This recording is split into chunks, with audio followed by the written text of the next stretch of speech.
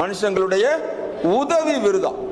அந்த வசனத்தை நல்லா கவனிச்சு வாசிச்சீங்கன்னா, இக்கட்டில் எங்களுக்கு உதவி செய்யும் மனுஷனுடைய உதவி விருதா. இக்கட்டில் நமக்கு உதவி செய்வதற்கு மனிதர்கள் கிடைப்பதே ரொம்ப அரிது. உண்மைதானே? நம்ம நல்லா வாழ்ந்திருக்கும் போது நம்மோடு வந்து ஹெல்ப் பண்றதுக்கு ஆட்கள் இருப்பாங்க. ஆனா ஒரு இக்கட்டின் பாதையில போகும்போது ஒரு நாள் 2 நாள் இருப்பாங்க. ஆனா அதுக்கு மேல மனிதர்களால இருக்க முடியாது. பிராக்டிக்கலா இன்னைக்குள்ள சூழ்நிலையில முடியாது. அப்படி நமக்கு கிடைக்க பெறுகிற மனிதர்களே பெரிய பாக்கியமாக நாம் கருத வேண்டும். ஆனா அதே நேரத்தில் ஆண்டவர் சொல்றாரு, இக்கட்டில் உங்களுக்கு உதவி செய்யும் மனுஷனுடைய உதவி விருதான் சொல்றாரு. என்ன சொல்றார் ஆண்டவர்? சொல்லுங்க.